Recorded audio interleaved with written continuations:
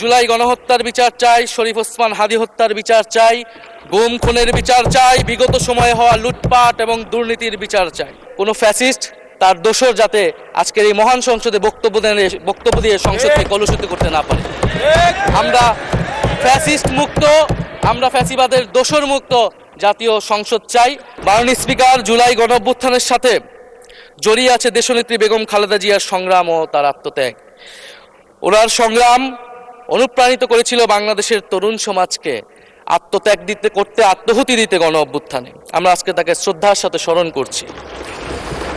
মাননীয় স্পিকার, আমি বিশ্বাস করতে চাই আমরা যারা সংসদে বসতে পেরেছি কেউই এই শহীদের রক্তের সাথে বেইমানি করব না।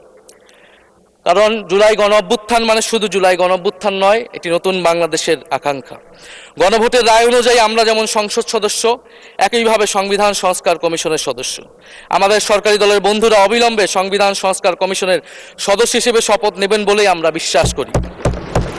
আমরা একই সাথে গণতান্ত্রিক সংস্কারগুলো সাধন করতে চাই। 70% মানুষ গণভোটে তাদের রায় জানিয়ে দিয়েছে মাননীয় স্পিকার। গণতন্ত্রে জনতার রায় সার্বভৌম, তার উপর কোনো আইন বা বিধান চলতে পারে না।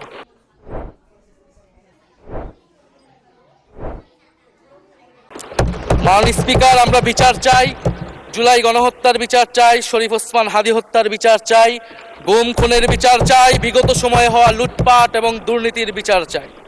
জুলাই মানেই নতুন বন্দোবস্ত, গণতান্ত্রিক অন্তর্ভুক্তিমূলক বৈষম্যহীন দেশ। জুলাই মানে আধিপত্যবাদ মুক্ত, ফ্যাসিস্ট মুক্ত দেশ। জুলাই মানে মানবিক মর্যাদা ও দায় দরদের বাংলাদেশ। মাননীয় স্পিকার, আমি শেষ করবো একটি কথা বলেই। আজকে সবাই এক বাক্যে স্বীকার করে নিয়েছেন যে জুলাই গণ অভ্যুত্থানের শহীদদের কারণে আমরা এই মহান সংসদে বসতে পেরেছি এবং এই মহান সংসদে আমরা সকলেই ফ্যাসিবাদ বিরোধী লড়াইয়ের সৈনিকেরা এখানে আসিছি। আপনার প্রতি নিবেদন থাকবে কোনো ফ্যাসিস্ট তার দোসর যাতে আজকের এই মহান সংসদে বক্তব্য দিয়ে সংসদকে কলুষিত করতে না পারে। আমরা ফ্যাসিস্ট মুক্ত, আমরা ফ্যাসিবাদের দোসর মুক্ত জাতীয় সংসদ চাই।